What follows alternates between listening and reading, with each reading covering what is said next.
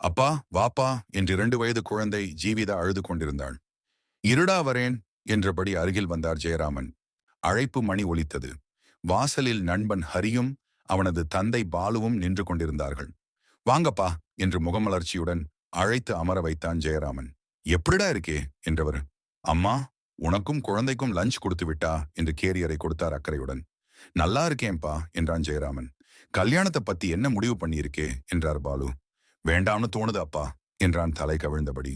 இங்க பாருப்பா, உன் மனைவி வாசுகி இறந்து 1 வருஷம் முடிஞ்சது. காய்ச்சல்ல போகணுங்கிறது அவ விதி. நம்ம என்ன பண்ண முடியும்? பாவம் குழந்தை ரொம்ப கஷ்டப்படுறா. வீட்டு வேலை, ஆபீஸ் வேலை, குழந்தைன்னு எத்தனை நாளைக்கு உன்னால ஓட முடியும் என்றார் பாலு. மௌனமாக இருந்தான் ஜெயராமன். சரின்னு சொல்லு ஜெயராமா, நீ அனாதை ஆசிரமத்துல வளர்ந்தவன். உனக்கு சொந்தம்னு யாரும் இல்லை. உன் பொண்ணையும் உன்னை மாதிரியே அனாதை ஆக்கிடாதே. என்னாலையும் உன்னை அடிக்கடி வந்து பார்க்க முடியல. நீ என்னை அப்பாவா நினைக்கிறது உண்மையா இருந்தா என்னை நம்பி இந்த கல்யாணத்துக்கு ஒத்துக்கோ. உனக்காக தங்கமான பொண்ணு பார்த்து வச்சிருக்கேன். அப்புறம் உன் இஷ்டம் என்றார் பாலு. வேறு வழியின்றி தலை அசைத்தான் ஜெயராமன். அடுத்த 10 நாளில் திருமணம் முடிந்தது. வீட்டுக்கு வந்ததும் வேலை செய்ய ஆரம்பித்து விட்டாள் ஜானகி.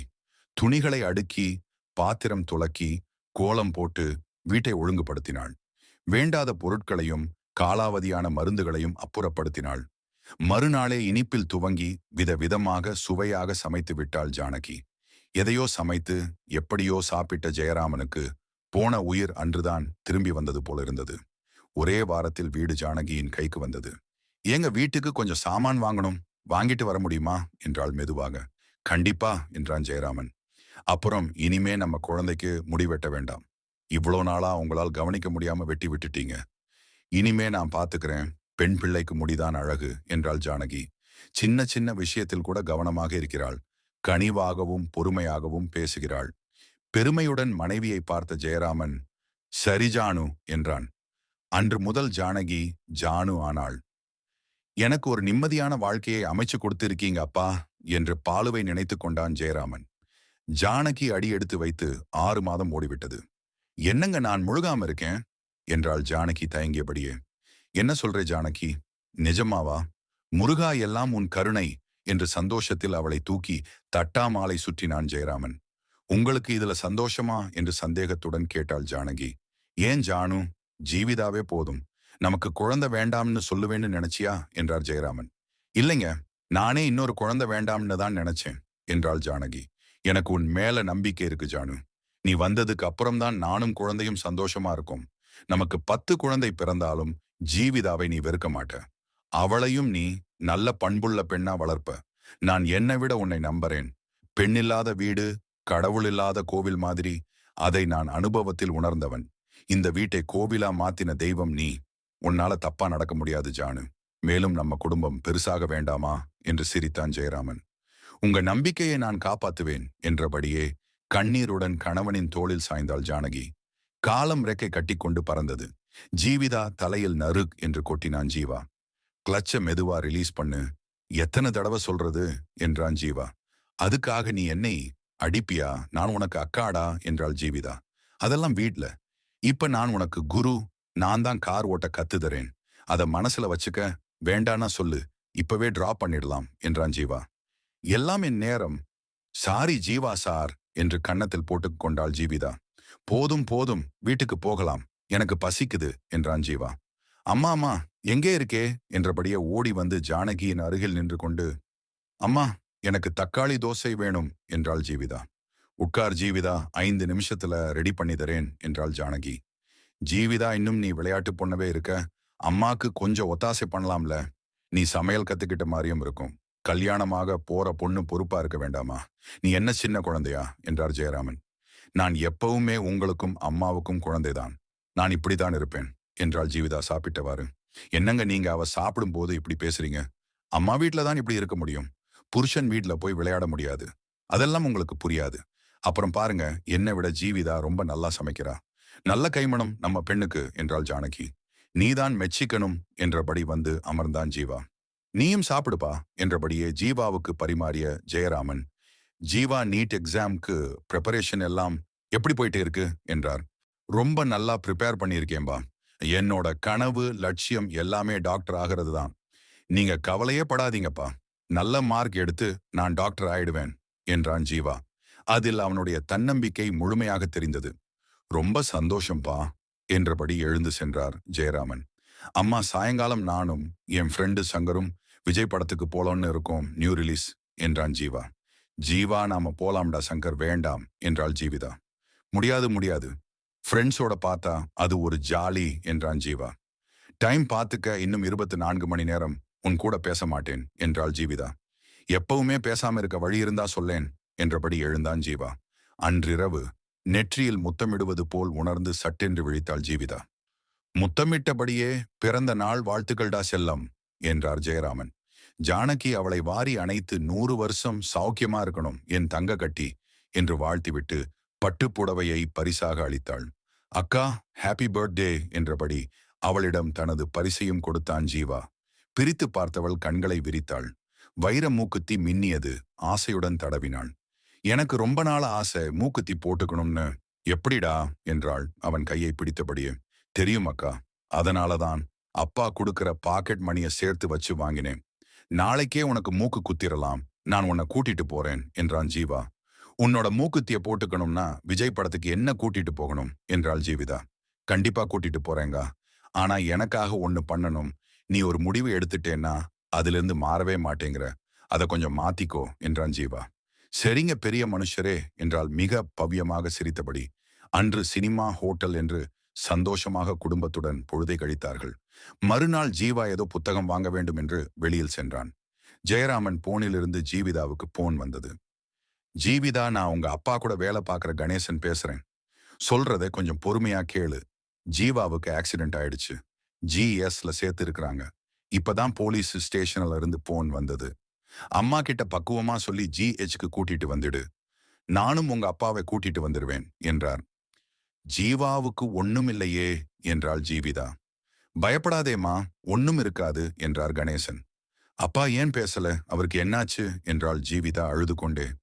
அவர் பதட்டமா இருக்கிறார், அவ்வளவுதான் என்றவர் போனை வைத்தார். ஜானகியிடம் விஷயத்தை தெரிவித்து தைரியம் சொல்லி ஜிஹெச்க்கு அழைத்து கொண்டு வந்தாள் ஜீவிதா. அங்கு அவசர சிகிச்சை பிரிவில் சேர்க்கப்பட்டிருந்தான் ஜீவா. ஜெயராமனும் ஜானகியும் கிட்டத்தட்ட பாதி உணர்வை இழந்திருந்தனர். ஜீவிதாவிற்கு என்ன செய்வதென்றே தெரியவில்லை. நெருப்பிலிட்ட புழுவைப் போல மூவரும் துடித்துக் கொண்டிருந்தனர். சுமார் 4 மணி நேர காத்திருப்பிற்கு பின் ஜெயராமனையும் ஜீவிதாவையும் அழைத்து பேசினார் சீஃப் டாக்டர். சொல்றதுக்கு எனக்கு வருத்தமா தான் இருக்கு. ஆக்சிடென்ட்ல இதயத்துல பலமா அடிபட்டு இருக்கு. உங்க பையன் உயிர் வாழணும்னா அதுக்கு ஒரே வழிதான் இருக்கு.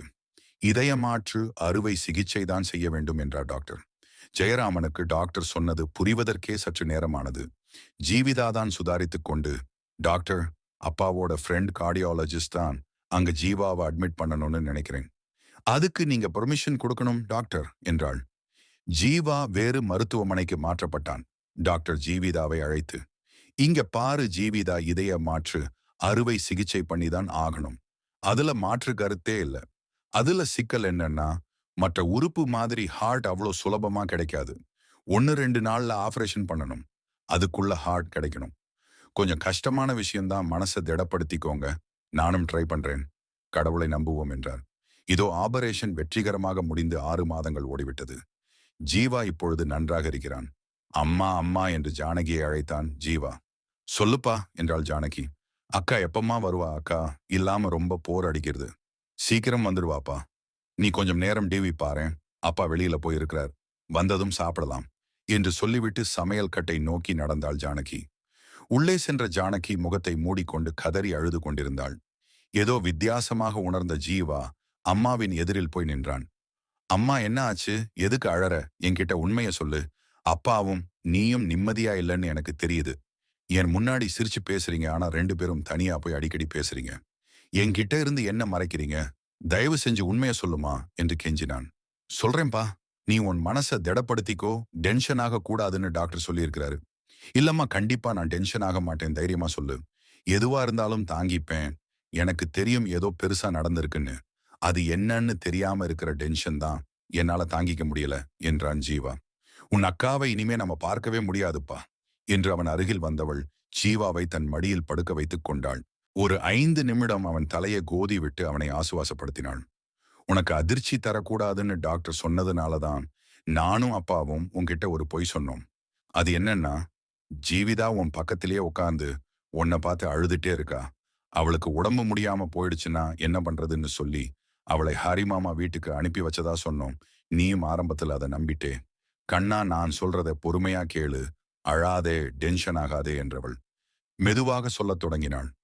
டாக்டர் உனக்கு இதய மாற்று அறுவை சிகிச்சை செய்யணும்னு சொன்னவுடன் எங்கேயோ கிளம்பி போனாள் ஜீவிதா. அப்ப எங்களுக்கு எதுவும் தெரியல. இப்பதான் புரியுது அவ எங்க போனான்னு. அவ ஹாஸ்பிடலுக்கு போய் அவளோட ரத்தத்தையும் இதயத்தையும் டெஸ்ட் பண்ணியிருக்காள். அப்புறம் உன்னோட ரத்தத்தையும் இதயத்தையும் டெஸ்ட் பண்ணி அந்த ரிப்போர்ட்டை வாங்கி ரெண்டையும் வேற ஒரு ஆஸ்பத்திரிக்கு எடுத்துட்டு போய் பொருந்துதான்னு பார்த்து இருக்கா.